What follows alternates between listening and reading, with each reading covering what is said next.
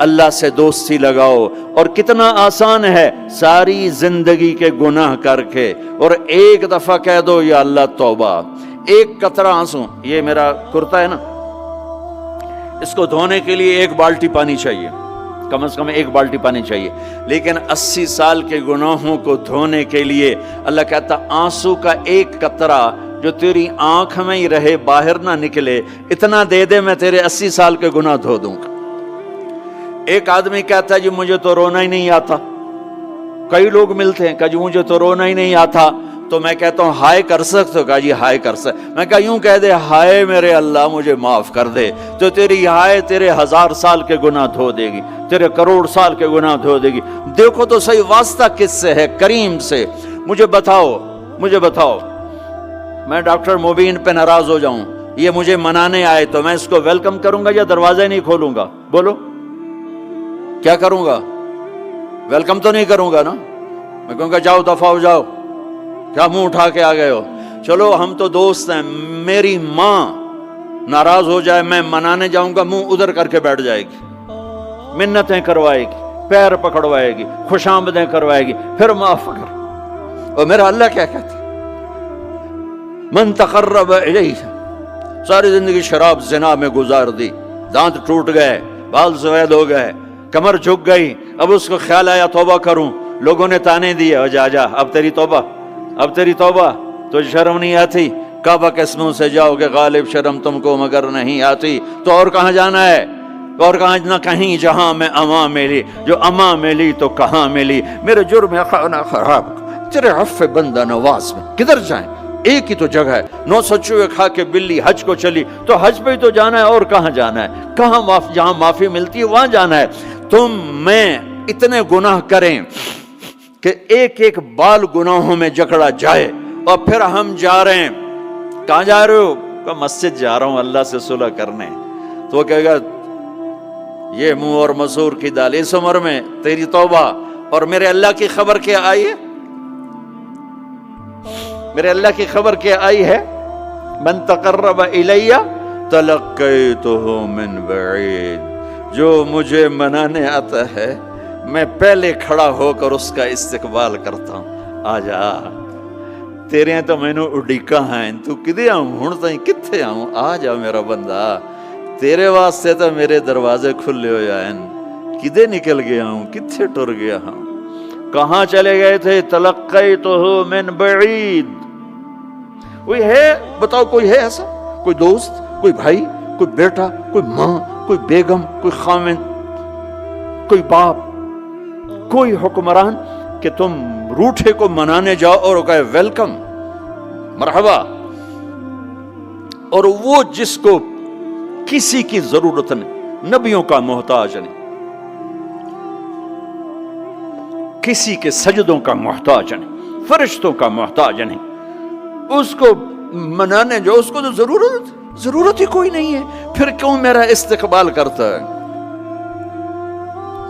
ترمذی کی روایت ہے، بنی اسرائیل میں ایک نوجوان تھا کفل، روزانہ نئی لڑکی اپنے کمرے میں لاتا تھا.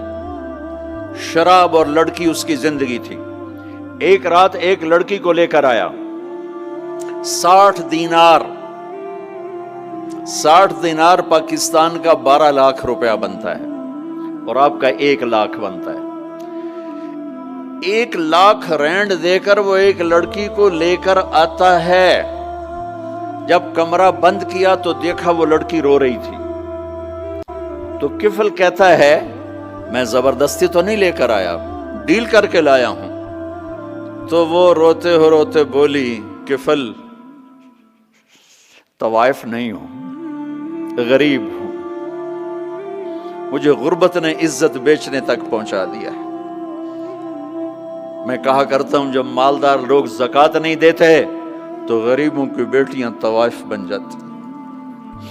جب مالدار لوگ اپنے دنیا کو جنت بناتے ہیں اور غریبوں کو بھول جاتے ہیں تو غریبوں کی بیٹیوں کی عزتیں یوں نیلام ہوتی ہیں. وہ ساری زندگی کے لیے طوائف کا داغ اپنے ماتھے پہ لیتی ہیں اور زندگی بھر عزت کا ایک لمحہ نہیں گزار سکتی. اور طوائفوں سے کھیلنے والے وہ ویسے ہی مسٹر رہتے ہیں، وہ ویسے ہی ہز ہائنس رہتے ہیں، ویسے یور آنر رہتے ہیں. ایک بچی کی عزت برباد ہو گئی اور اس خبیث کی عزت ویسے کے ویسے ہے، اس لیے تو میرے اللہ نے قیامت کا دن رکھا ہے، اس لیے تو میرے اللہ نے قیامت کا دن رکھا ہے۔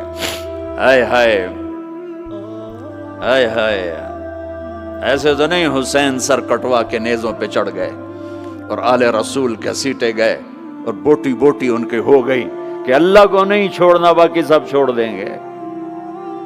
جس امت کے پاس کربلا کی تاریخ ہو وہ امت نماز چھوڑ دے، وہ امت جھوٹ بولے، شراب پی، زنا کرے۔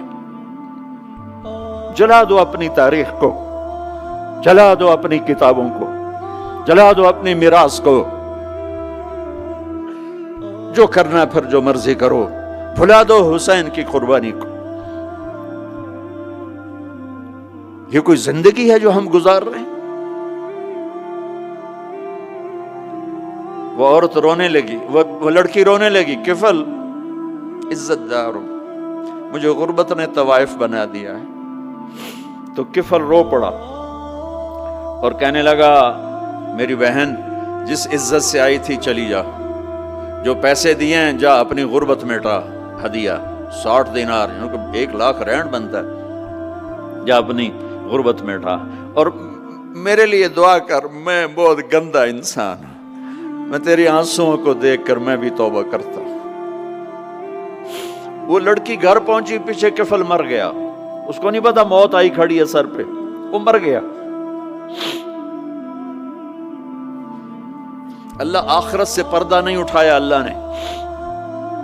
وَمِن وَرَائِهِمْ بَرْزَخٌ إِلَى يَوْمِ يُبْعَثُونَ، پردہ ہے، مر گیا کیسے مرا، کس حال میں مرا کچھ پتہ نہیں ہے، اس کی قدردانی پہ قربان جاؤں۔ کل اگر یہ مردہ ملتا نا اپنے گھر میں، اس کو کسی نے اٹھانا نہیں تھا، کمرے میں ہی دبا دینا تھا، وہیں پتھروں میں اس کو دبا دینا تھا، یہ ایسا انسان تھا، لیکن وہ تو توبہ کر چکا تھا۔